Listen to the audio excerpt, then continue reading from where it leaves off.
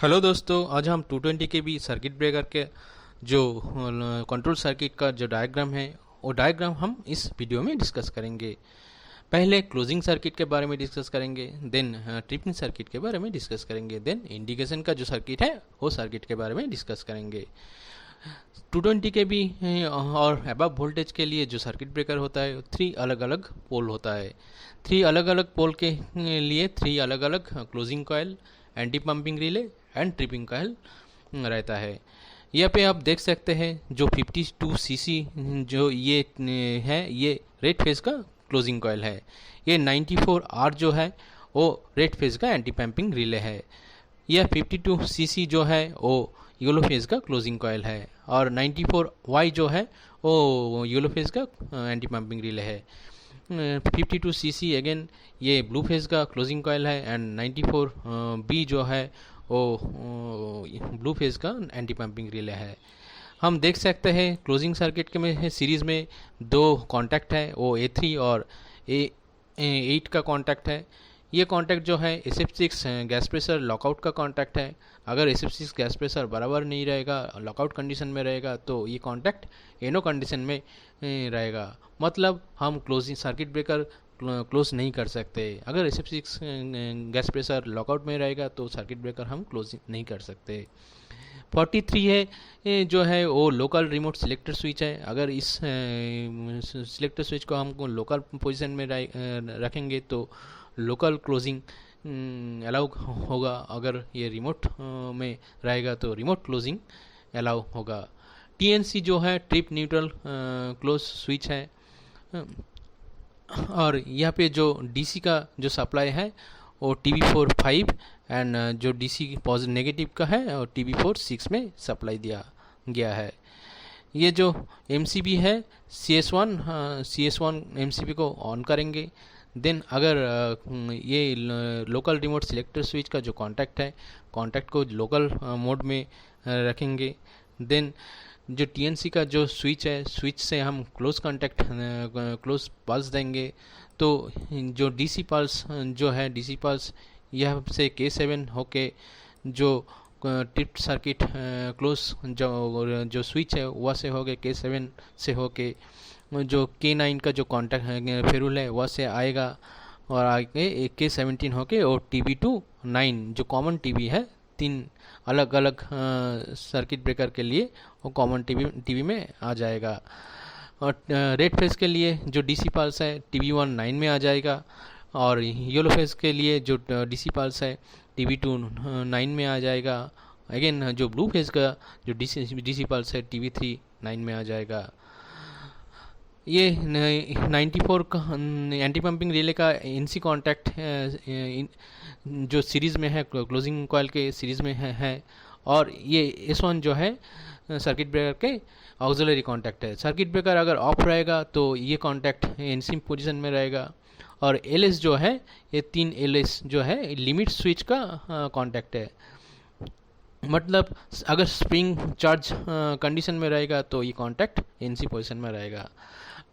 Closing circuit breaker का closing pulse देने के वजह से ये जो DC पल्स है TB1 9, TB2 9 और TB3 9 में आ गया है और यह से जो क्लोजिंग पल्स 94 का जो ऑक्सिलरी कॉन्टैक्ट है वह से होके S1 जो है सर्किट ब्रेकर के ऑक्सिलरी कॉन्टैक्ट है वह से होके लिमिट स्विच का कॉन्टैक्ट होके क्लोजिंग कॉइल में आ जाएगा। क्लोजिंग कॉइल में आने के वजह से ये जो तीनों सर्किट ब्रेकर का क्लोजिंग कॉइल है, क्लोजिंग कॉइल एनर्जाइज हो जाएगा। एनर्जाइज होने के बाद जो सर्किट ब्रेकर क्लोज हो जाएगा। सर्किट ब्रेकर अगर क्लोज होगा तो ये जो S1 जो एनो कॉन्टैक्ट है, एनो ऑक्सिलरी कॉन्टैक्ट है, वो कॉन्टैक्ट NC पोजीशन में आ जाएगा। अगर हम सर्किट ब्रेकर के और एक क्लोजिंग पल्स देंगे तो ये क्लोजिंग पल्स TB2 9 में आ जाएगा, TB1 9 में आ जाएगा, TB3 9 में आ जाएगा। लेकिन ये जो क्लोजिंग पल्स है, क्लोजिंग पल्स क्लोजिंग सर्किट में नहीं जाएगा, बल्कि ये जो क्लोजिंग पल्स है TB1 9 से होके TB1 9 से होके जो सर्किट ब्रेकर के ऑक्सिलरी कॉन्टैक्ट है S1 वह से होके एंटी पंपिंग रिले पे जाएगा और एंटी पंपिंग रिले जो है रेड फेज, येलो फेज और ब्लू फेज के लिए एनर्जाइज हो जाएगा। एंटी पंपिंग रिले का जो कॉयल है वो एनर्जाइज होने की वजह से वो जो 94 आर का जो ऑक्सिलरी कॉन्टैक्ट है, 94 वाई का जो ऑक्सिलरी कॉन्टैक्ट है और 94 बी का जो ऑक्सिलरी कॉन्टैक्ट है वो भी क्लोज कंडीशन में आ जाएगा, क्लोज कंडीशन में आ जाएगा। और ये जो एनसी कॉन्टैक्ट है, एनसी कॉन्टैक्ट एनो पोजिशन में आ जाएगा। मतलब अगर हम सर्किट ब्रेकर का जो क्लोजिंग पल्स है, क्लोजिंग जो स्विच है, स्विच क्लोज पोजीशन में पकड़ के रखेंगे तो ये एंटी पंपिंग रिले एनर्जाइज होकर रह जाएगा और जो क्लोजिंग सर्किट का जो ऑक्सिलरी कॉन्टैक्ट है एंटी पंपिंग रिले का वो इन पोजीशन में आ जाएगा। इसके वजह से अगर कोई भी ट्रिपिंग होता है सर्किट ब्रेकर का तो ये सर्किट ब्रेकर जो क्लोजिंग पल्स है, क्लोजिंग पल्स क्लोजिंग सर्किट में अलाउ नहीं करेगा। ये एंटी पंपिंग रिले का बेसिक फंक्शन है। तो हम देख सकते हैं सर्किट ब्रेकर का जो क्लोजिंग पाथ कैसे फुलफिल होता है। देन हम डिस्कस करेंगे ट्रिपिंग सर्किट का।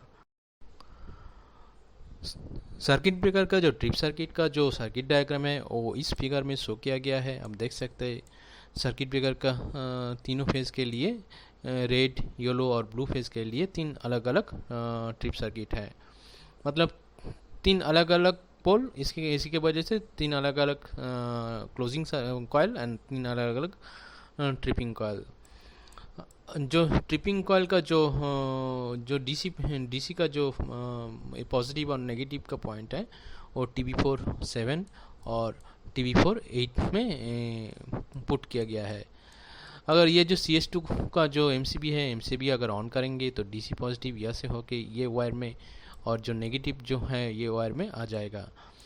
अगर जो ट्रिप सर्किट में हम देखेंगे सीरीज़ में कौन सा कॉन्टैक्ट है, A9 जो है जो सीरीज़ में है वो A9 का जो कॉन्टैक्ट है वो सर्किट ब्रेकर का SF6 लॉकआउट का कॉन्टैक्ट है।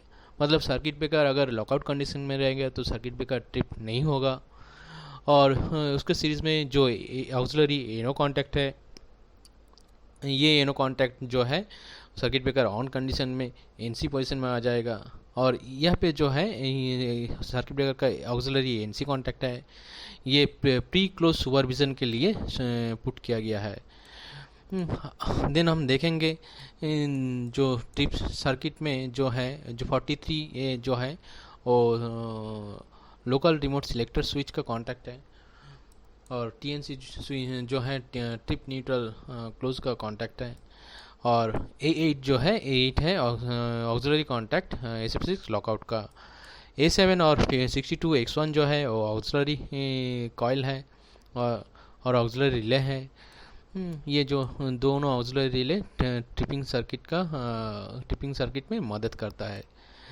अगर लोकल जो ट्रिपिंग है, लोकल ट्रिपिंग के लिए जो सर्किट ब्रेकर का जो लोकल रिमोट सिलेक्टर स्विच है लोकल पोजीशन में रहेंगे वो, और जो ट्रिप न्यूट्रल जो कॉन्टैक्ट है स्विच है वहाँ से जो ट्रिप पल्स हम देंगे तो DC पॉजिटिव यह से होगा होके लोकल रिमोट सिलेक्टर स्विच के कॉन्टैक्ट से होके और A8 का ऑक्सिलरी कॉन्टैक्ट से होके A7 और 62X1 रिले को एनर्जाइज कर देगा।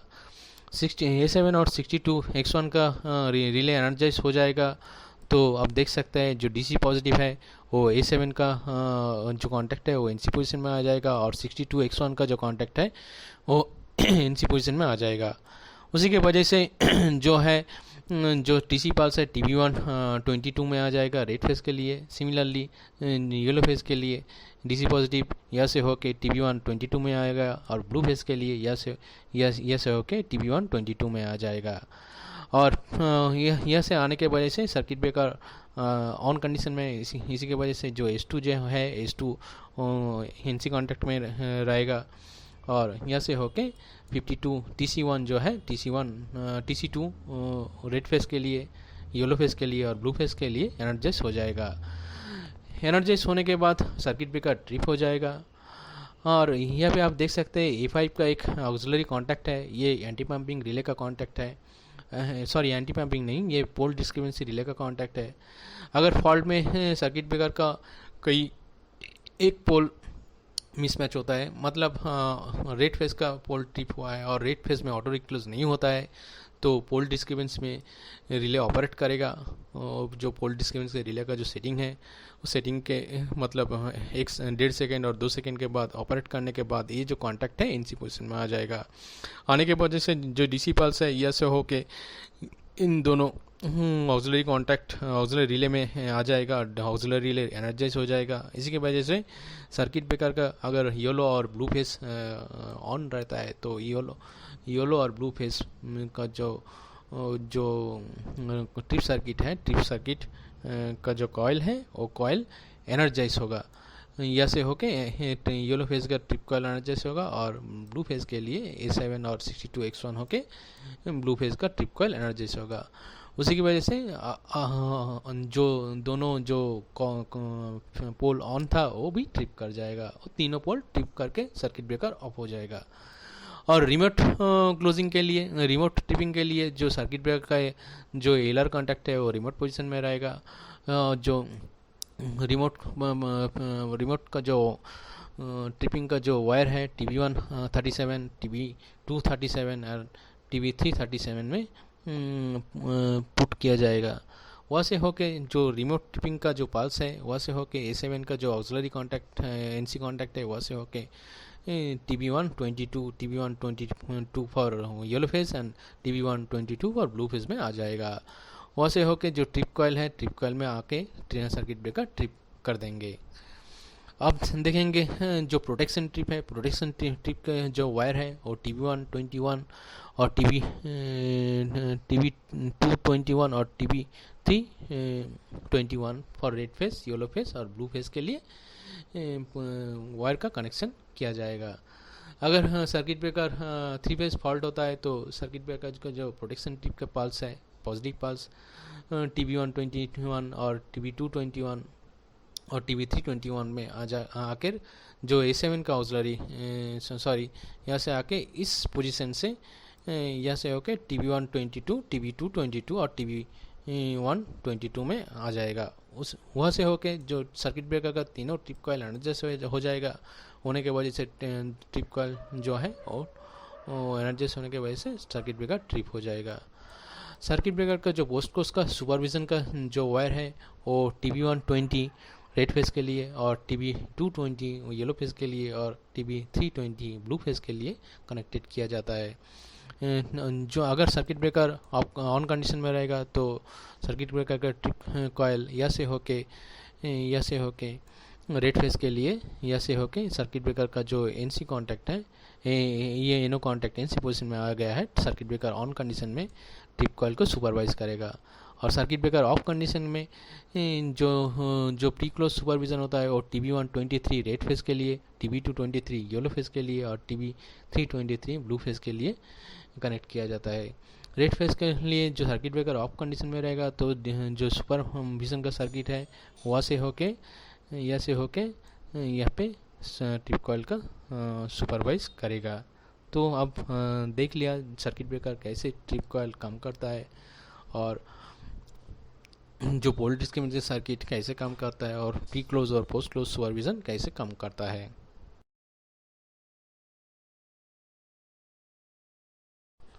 अब हम देखेंगे सर्किट ब्रेकर का जो इंडिकेशन सर्किट है, इंडिकेशन सर्किट में क्या क्या रहता है और कौन से इंडिकेशन हम कंट्रोल और रिले पैनल में ले जाते हैं।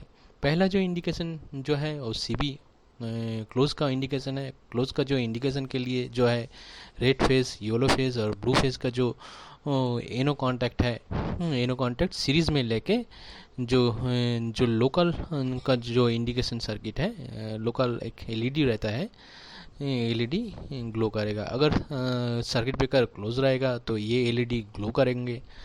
और सर्किट ब्रेकर जो ऑफ कंडीशन में रहेंगे तो तीनों का जो ऑक्सिलरी कॉन्टैक्ट है, जो NC ऑक्सिलरी कॉन्टैक्ट है सीरीज में होके DC पल्स जो है, ये जो IL2 है, IL2 circuit breaker on off condition के लिए ग्लो करेगा।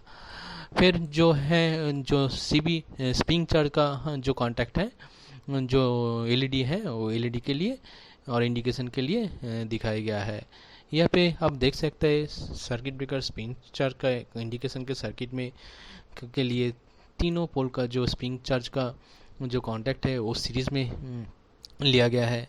सर्किट ब्रेकर अगर स्प्रिंग चार्ज कंडीशन में रहेगा तो डीसी पल्स ये जो तीनों फेस का जो लिमिट स्विच का जो कांटेक्ट है वहाँ से होके जो IL3 में आएगा। IL3 में आने के वजह से जो IL3 का जो एलईडी है, एलईडी ग्लो करके रह जाएगा।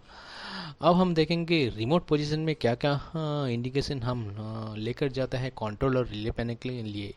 पहला जो कांटेक्ट है वो स्प्रिंग चार्ज इंडिकेशन जो रेड फेस के लिए है वो यहाँ से ले जाता है। मतलब डीसी का जो पॉजिटिव पल्स है वो TB1 के 36 में लगाएंगे। फिर जो नेगेटिव जो रिटर्न जब पाथ है, रिटर्न पाथ जो है वो TB1 35 में लगाएंगे। ऐसे हम जो स्प्रिंग चार्ज का जो कांटेक्ट है स्प्रिंग चार्ज रेड फेस के लिए ले जा सकता है। सिमिलरली जो येलो फेस का लिए जो स्प्रिंग चार्ज का जो इंडिकेशन सर्किट है उसी के लिए जो कांटेक्ट है TB2 36 एंड TB2 35 है। सिमिलरली फॉर जो ब्लू फेस का जो स्प्रिंग चार्ज का जो इंडिकेशन सर्किट है उसके लिए TB3 36 एंड TB3 35 है। कंट्रोलर रिले पैनल में रेड फेस के लिए, येलो फेस के लिए और ब्लू फेस के लिए एक एलईडी बल्ब होता है, वहाँ पे नेगेटिव पड़ा रहता है और जो पॉजिटिव जो है स्प्रिंग चार्ज का कांटेक्ट होके वो एलईडी के और एक टर्मिनल में पुट किया जाता है। देन हम देखेंगे और क्या क्या इंडिकेशन हम कंट्रोल और रिले पैनल में ले जाता है। पहला जो है loss of SF6 alarm circuit के लिए। यहाँ पे जो कांटेक्ट है वो A2 का कांटेक्ट है। और देन हम देखेंगे लॉकआउट का SF6 लॉकआउट का कांटेक्ट है। यहाँ पे लॉकआउट के लिए दोनों कांटेक्ट अलग अलग होके ले जा सकते हैं और पैरेलल हो करके भी ले जा सकते हैं। देन देखेंगे पोल डिस्क्रिपेंसी का जो अलार्म सर्किट है, अलार्म के लिए ये कांटेक्ट जो A5 का कांटेक्ट पैनल के तरफ ले जाया जाता है। देन हम देखेंगे DC1 सप्लाई फेल के लिए। DC1 का जो सप्लाई है वो ट्रिप सर्किट 1 के लिए है।